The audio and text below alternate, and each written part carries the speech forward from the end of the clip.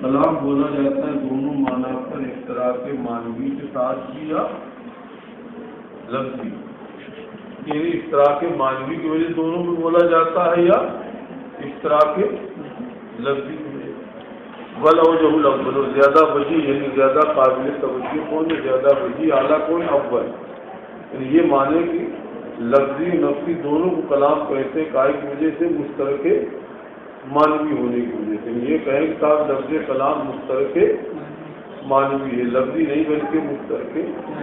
جائز یہ بھی ہے کہ آپ مشترک لفظی مراد لیں، مشترک لفظی مراد لیں، لیکن بہتر کیا اوجا ہے، زیادہ وجیح، زیادہ وجہ والا کون ہے، مشترک معنوی۔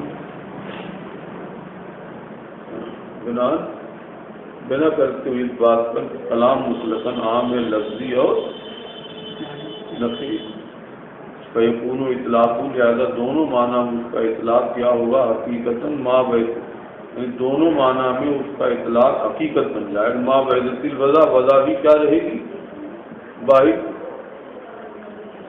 یہ نہیں سمجھے ہو گیا، انہوں نے کہا کہ دونوں معنی پر لفظ کلام بولا جاتا ہے، اشتراک معنوی کے ساتھ یا لفظی کے ساتھ۔ پھر کہہ دیا بل اوجہ الاول، اوجہ کرنا، ایک اوجہ آتا ہے وجہن کی جمع، وہ یہاں نہیں مراد ہے اوجہ، اوجہو اس میں تفضیل کا صیغہ مراد ہے، اوجہو مانے زیادہ وجیح، توجہ نہیں، زیادہ وجیح یعنی زیادہ اعلیٰ وجہ والا، الاوجہ الاول یہ مشترک معنوی۔ تو ایک مشترک معنوی کے بارے میں انہوں نے کہا کہ کیوں ایسا ہے، جیسے آپ مان لیں کہ کلام کی وضع ہوئی ہے، سمجھے آپ، کلام کی وضع ہوئی ہے اس کے لیے، کل تمہیں سمجھایا تھا کہ مشترک معنوی کا مطلب ہوتا ہے کہ لفظ کی وضع ایک معنی کلی کے لیے، الگ الگ کئی کے لیے نہیں بلکہ ایک ہی معنی کے لیے ہو، وہ معنی کلی۔ جیسے تمہیں بتایا کہ انسان کی وضع کائے کے لیے ہوئی، معنی کلی۔ اب ہم بھی انسان، تم بھی انسان، تو ہم تم کیا ہیں، ہمارے سب کے لیے الگ الگ موضوع نہیں بلکہ ان لفظ انسان موضوع ہے کائے کے لیے، معنی کلی کے لیے، وہ کون، حیوان ناطق۔ تو ہم تم فرد ہو گئے اور اس کی وجہ کیا ہو گئی، معنی کلی، وہ حقیقت ہم میں بھی ہے، تم میں بھی ہے، زیادہ سب پر انسان بولا۔ ایسے ہی مان لو آپ کے ساتھ یہ کلام ہے، اس کی وجہ ہوئی ہے اس معنی کلی کو، تو اب جب آپ معنی کلی کے لیے وجہ مانو گے تو میری وجہ نہیں ہوگی۔ مشترک لفظی میں کیا ہوتا ہے، ہر ایک کے لیے الگ الگ وجہ ہوتی ہے، لہٰذا اس میں وجہ واحد نہیں ہوتی، نہیں بتایا، مشترک لفظی میں وجہ واحد نہیں ہوتی، سب کے لیے الگ الگ ہوتی ہے، الگ ہوتی ہے۔ اور مشترک معنوی میں وجہ الگ کے لیے الگ الگ نہیں ہوتی بلکہ ایک ہی کے لیے وجہ ایسی ہوئی اس کے لیے، باقی یہ بھی اس کا فرض ہے، یہ بھی اس کا فرض ہے، تو یہ اس پر بھی بولا جائے گا، اس پر بھی بطور حقیقت کو، دونوں پر حقیقت بھی ہو گیا اور وجہ بھی کیا رہی، واحد ایک ہی رہی، وجہ بھی ایک ہی رہی۔ اور اگر آپ اسے مشترک لفظی مان لیں کہ اس کی وجہ اس کے لیے الگ ہوئی، اس کے لیے الگ ہوئی، تو دونوں پر بطور حقیقت تو بولا جائے گا، لیکن وجہ کی وحدت نہیں رہے گی، وحدت سے وجہ نہیں رہے گی، اس کی الگ وجہ ہو گئی، اس کی الگ وجہ، اس لیے انہوں نے کہا کہ معنوی لینا زیادہ وجیح ہے۔ اب انہیں ہمیں لگتا جو ہم سمجھانا چاہتے سمجھ میں آیا، انہوں نے مشترک معنوی کو کیا قرار دیا، زیادہ وجیح۔ کیوں قرار دیا کہ کلام لفظی و نفسی پر بطور حقیقت بولا بھی جائے گا اور وجہ بھی کیا رہے گی، ایک رہے گی، اور اگر لفظی مانو مشترک لفظی تو بولا تو دونوں پر حقیقت ہی جائے گا لیکن وجہ واحد کوئی کیسے بنا زیادہ وجیح کیوں ہے، اول زیادہ وجیح کیوں ہے، بنا کرتے ہوئے اس بات پر کہ کلام مطلقاً عام ہے، لفظی اور لفظی، لہذا اس کا اطلاق لفظی و معنی نفسی دونوں معنی پر حقیقت ہوگا، ماں وحدتی وضع بھی واحد رہے، اور دونوں میں قدر مشترک کیا بھائی، سارے افراد میں قدر مشترک ہونا چاہیے نا، تو لفظی و معنوی نفسی میں مشترک کیا ہے، تو ایسے وضع کیا ہے، قدر مشترک، کیونکہ لفظ کی وضع کا ہے ہوئی قدر مشترک جانتے ہیں، وہ مقدار جو دونوں میں مشترک ہوتی ہے، ہم تمہیں انسانیت سب میں مشترک، انسانیت ہو گئی قدر مشترک، سمجھ گئے نا، باقی رنگ الگ الگ ہے، قد الگ الگ ہے، وضاقتہ الگ الگ ہے، اس میں اشتراک نہیں، لیکن انسانیت میں جتنی مقدار میں اشتراک ہوتا ہے اس کو کیا کہتے ہیں، قدر لفظی و نفسی میں قدر مشترک کیا ہے، وضع الوضع للقدر، کیونکہ لفظ کلام کی وضع کاہے کے لیے ہوئی، لفظی و نفسی الگ الگ نہیں ہوئی بلکہ قدر مشترک کے لیے، وہ کون ہے، متعلق التکلم، متعلق کی تکلم کا جس سے تکلم تعلق ہوتا ہے، نہیں مطلب مبدأ تکلم، متعلق تکلم تو ہو یہ مبدأ تکلم، اب ہمارا مطلب یعنی کلام وہ ہے سمجھے آپ، جس کی وضع کاہے کے لیے ہوئی، سمجھے آپ، قدر مشترک کون ہے، وضع متعلق تکلم، اب متعلق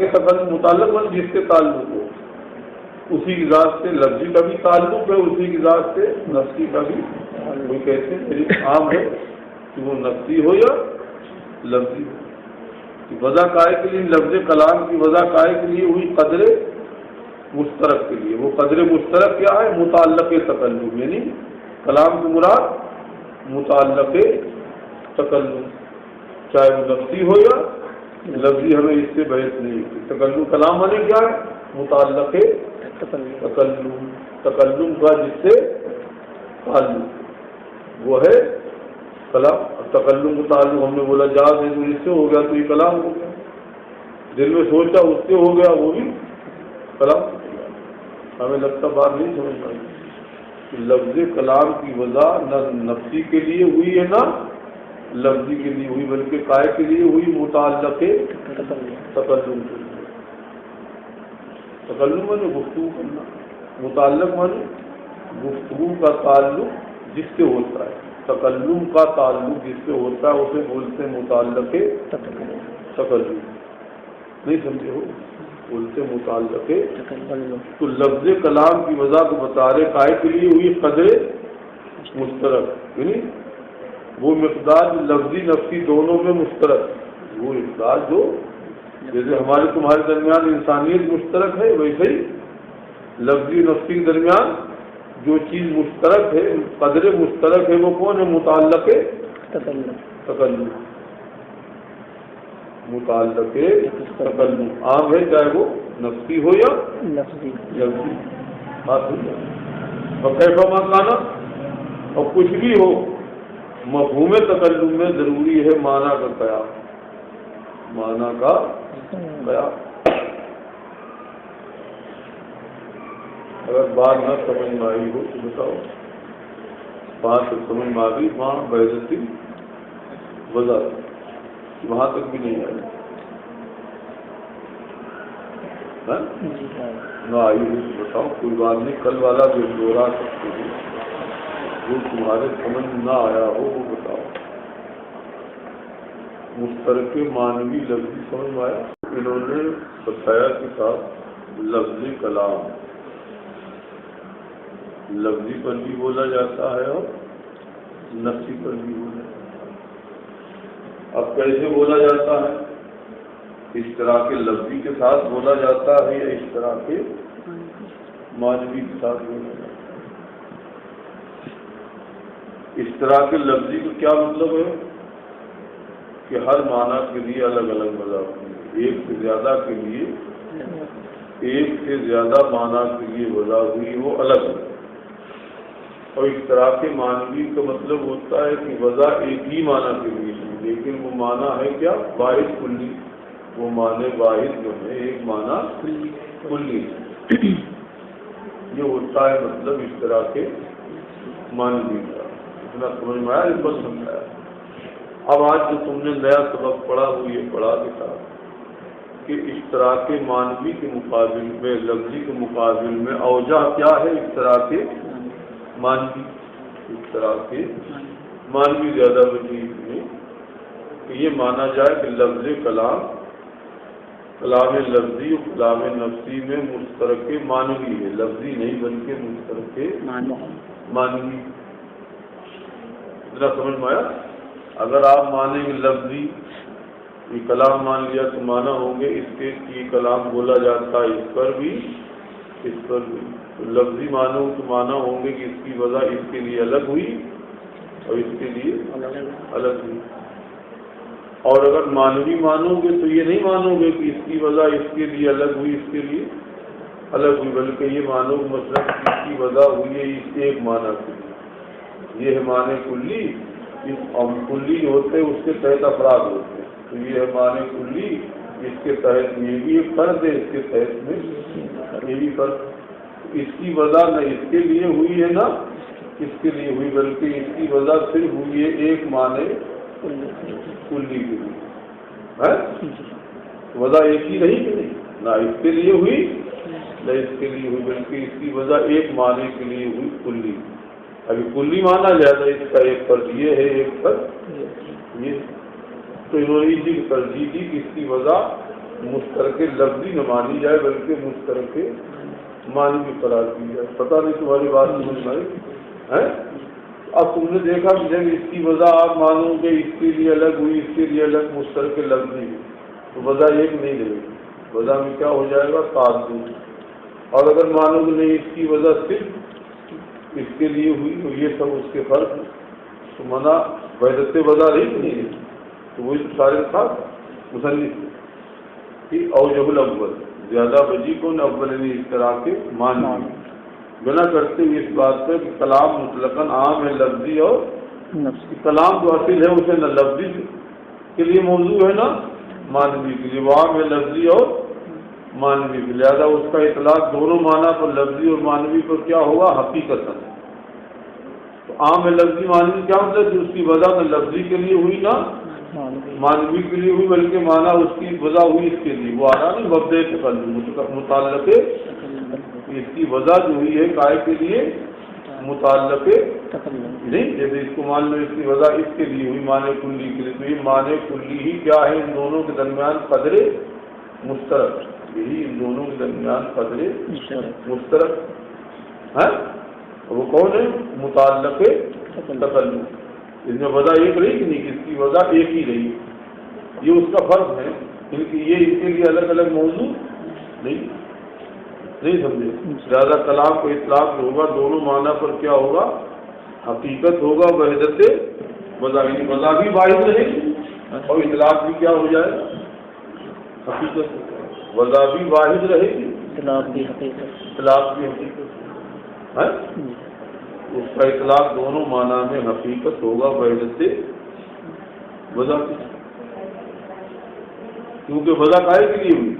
قدر معنی ہمیشہ یاد رکھنا، جیسے تمہیں بتایا انسان کی وجہ ہوئی حیوان ناطق کے لیے، تو حیوان ہم میں تم میں سب میں کیا ہے؟ قدر مشترک، حیوان ناطق تم بھی ہو ہم بھی ہیں یہ بھی، یہ سب اتنی چیز کیا ہے؟ قدر مشترک، مطلب وہ مقدار جو سب کے درمیان شریک ہوتی ہے اسے کہتے ہیں قدر مشترک۔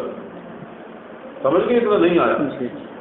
کیونکہ وجہ کائے کے لیے ہوئی کلام قدر مشترک کے لیے، وہ کون ہے؟ متعلق تکلم۔ عام اس بات سے کہ وہ نفسی ہو یا لفظی سے بحث نہیں، بلکہ ہم تو مراد لے رہے کلام سے متعلق تکلم، نہیں سمجھے؟ ہم لفظی اور نفسی نہیں کہہ رہے، ہم یہ نہیں کہہ رہے کہ لفظ کلام موضوع ہے لفظی کے لیے یا نفسی کے لیے، بلکہ ہم یہ کہہ رہے ہیں کہ موضوع ہے قائل کے لیے متعلق تکلم کے لیے، اور متعلق تکلم لفظی بھی ہے، اور تو متعلق تکلم ہو گیا قدر مشترک۔ اب یہ موضوع کلام، یہ موضوع اس کے لیے، اس کو کہتے ہیں متعلق تکلم۔ اب یہ لفظی ہے نفسی، اس کا بھی تعلق متعلق تکلم سے، اس کا بھی تعلق متعلق تکلم۔ ابھی نہیں سمجھ میں آئی، وجہ نہیں سمجھے؟ وجہ ہوئی کلام کی قائل کی قدر مشترک کے لیے، وہ کیا ہے؟ قدر مشترک متعلق تکلم، عام ہے کہ نفسی ہو یا لفظی ہو، تو کیفا ما کانا، اور جو بھی ہو مفہوم تکلم میں کیا ضروری ہے کہ معنی قائم ہو. بھائی معنی کیا ہوگا انہیں نہیں سمجھایا تھا. کوئی بھی ہم آپ بولیں گے تو یا تو طلب ہوگی یا نہیں ہوگی. طلب دونوں آ جاتے ہیں. طلب پھر اسے امر کہتے ہیں اور طلب کر کے پھر اسے کیا کہتے ہیں نہیں آتی. تین چیزیں تو آئیں گی کہ کلام کے ذریعے سے یا تو حکم دے گا یہ طلب امر، یا منع کرے گا یہ طلب کر کے پھر، اور یا اخبار نہیں خبر. ہم بھی اب نہیں آج اجماع ہے اللہ کہتے تھے اللہ نے حکم دیا، اللہ نے منع کیا، اللہ نے خبر دی، انہوں نے خبر دی اللہ کے بارے. تو اسے کہتے معنی کیا ہے کلام؟ طلب ہوگا یا اخبار بنفسی. طلب میں دونوں چیزیں آ گئی. اور اخبار بنفسی سمجھ گیا، اخبار بنفسی اباب معنی وہ ہے. اور طلب معنی مراد ہے یا اخبار کے بذات خود خبر دے، بذات خود ولو تلفظ اگرچہ وہ تلفظ کرے بولے. لأن تلفظ فروع قیام ذالک المعنی، کیونکہ بولنا کیا ہے فرع ہے اس معنی کے قیام کی نفس کا. بھائی پہلے دل میں معنی قائم ہوں گے تب تو بولو گے. نہیں سمجھے یہ عبارت سے دھوکہ نہ کھاؤ، آسان ہے. تو پہلے سوچو کہ دل میں تب تو زبان سے بولو گے. وہی تو کہتے ہیں کہ تلفظ بڑا ہے کا ہے کہ اس معنی کے قیام کی نفس کے ساتھ، یعنی تلفظ یہ بتائے گا کہ وہ معنی نفس کے ساتھ قائم، اور نفس کے ساتھ نہیں اس معنی کے قیام کی بھی فرا ہے. فرو علم میں اس کے علم کی بھی فرا. پہلے علم ہوگا تب تو تلفظ ہوگا. اور اس معنی کا قیام نفس کے ساتھ کیا ہے بس پہ کمال. لہٰذا اللہ کے ساتھ اس کا قیام کوئی محال نہیں بلکہ جائز. قرآن لفظ فرما رہا کہ اب کلم اللہ موسیٰ. یہ سمجھ میں آ گیا. یہ زیادہ دشوار نہیں، ہمیں لگتا نہیں سمجھ میں آیا. بات تک سمجھ میں آ گیا. متعلق تکلم چاہے لفظی ہو یا کوئی بھی چیز ہو. انہوں نے کہا کہ مفہوم تکلم میں یہ ضروری ہے کہ اس کے معنی کہاں قائم ہے؟ نفس کے ساتھ. وہ معنی کون ہے؟ طلب یا خبر. وہ کہاں قائم ہے؟ نفس کے ساتھ. وہ معنی قیام نفس کے ساتھ یہ وصف کمال، اور ہر وصف کمال سے اللہ متصل. لہذا تکلم سے بھی اللہ. بات ہمیں لگتا سمجھ نہیں آئی. جو نہ آئی وہ بتاؤ. تم ہمیں ایک بات یہ بتاؤ کہاں تک سمجھ میں آ گیا؟ یہ بالکل نہیں آیا. غور کر کے بتاؤ کہاں تک سمجھ میں آیا. وَكَيْفَ مَا كَانَ لَا بُدَّ فِي مَفْهُومِ التَّكَلُّمِ. تکلم کے مفہوم میں وہ یہ کہہ رہے ہیں کہ چاہے نفسی ہو چاہے لفظی. تکلم نہیں سمجھے یہ ضروری ہوگا کہ جو تکلم کلام جس چیز سے دلالت کرتا ہے وہ معنی کہاں قائم ہے؟ نفس کے ساتھ. کیفا ما کان کچھ بھی ہو، کچھ بھی مطلب نفسی ہو یا لفظی. مفہوم تکلم میں کیا ضروری ہے؟ معنی قائم بنفس ہی متکلم کی ذات کے ساتھ. چاہے وہ معنی طلب ہو یا خبر، طلب ہو یا خبر ہو. کہاں قائم ہوگا؟ یہ بنفسی کے تعلق ہے قیام سے، یعنی معنی قائم ہوں گے اس کے نفس کے ساتھ، اس کی ذات کے ساتھ. مفہوم تکلم میں یہ ضروری ہے چاہے کلام نفسی ہو چاہے لفظی ہو. یہ ضروری ہے کہ وہ معنی کہاں قائم ہوں گے؟ نفس کے ساتھ. نہیں سمجھے؟ اگرچہ اس معنی کو بولے، اگرچہ وہ اس معنی کو بولے لیکن پھر بھی معنی نفس کے ساتھ قائم، کیونکہ تلفظ فرائض کا ہے. وہ معنی قائم، اگر معنی قائم نہ ہوتے تو بولتا نہیں. تو دو چیزوں میں فرق ہے. ایک تو یہ ہے کہ معنی وہ قائم ہے نفس کے ساتھ. بھائی ہمارے نفس میں کوئی معنی نہیں تو ہم تقریر کیسے نہیں؟ وہ جو تقریر کر رہے ہیں جس کو بول رہے ہیں وہ نفسی کے ساتھ تو قائم ہے. تو بولنا تلفظ کیا ہے؟ فرع ہے اس معنی کے قیام کی نفس کے ساتھ. اس طرح بولنا ہی بتائے گا بولے کیا، کیونکہ وہ معنی نفس کے ساتھ قائم. اصل معنی کا قیام ہے، بولنا اس کی فرع. نہیں سمجھے؟ وہ کا کیفا ما کان ہے چاہے نفسی ہو چاہے لفظی ہو. نہیں سمجھے؟ مفہوم تکلم میں کیا ضروری؟ وہ معنی نفس کے ساتھ قائم. معنی چاہے طلب ہو یا خبر، پھر نفس سے ہی اللہ کی ذات کے ساتھ وہ قائم ہے، اگرچہ بولے، کیونکہ بولنا کیا فرا ہے اس معنی کے قیام کی نفس کے ساتھ، بفر علم بھی، اور اس کے علم کی بھی فرا ہے، علم نہیں ہوگا تو بولے کیسے کہ معنی نفس کے ساتھ قائم بھی ہو، اس معنی کا علم بھی ہو، اگر معنی قائم ہے لیکن علم نہیں تب بھی اسے نہیں بول سکتا ہے۔ بولنے کے لیے شرط ہے کہ وہ نفس کے ساتھ قائم ہو اور اس معنی کا علم بھی ہو، ہے بقیام ذالک المعنی بالنفس، اور اس معنی کا قائم ہونا نفس کے ساتھ کیا ہے، بس پہ کمال، یہ خوبی، اور اس کے مقابل کیا ہے، چپ رہنا، گونگا پن۔ اللہ پاک وہی کہتے ہیں منافی و مسافت کے جو سکوت باطنی، جس کو کیا کہتے ہیں، سکوت باطنی خاموشی، کوئی آدمی معنی ہی قائم نہ کر پائے، مضمونی دل میں قائم نہ کر پائے تو یہ عیب نفس ہے، یہ عیب اور سکوت باطنی سے کہتے ہیں، معنی گھمانا نفس میں، بھائی مضمون آدمی قائم کرتا، سوچتا ہے کہ یہ تو اگر یہ نہیں مانو کہ معنی نفس کے ساتھ قائم نہیں ہے تو ماننا پڑے گویا سکوت باطنی، باطن عاجز ہے اس بات سے کہ کوئی مضمون دل میں تصدیق، یہ کیا ہے، نفس، اللہ ہر نفس سے کیا ہے، پاک، سمجھ گئے نا، اللہ ہر نفس سے پاک،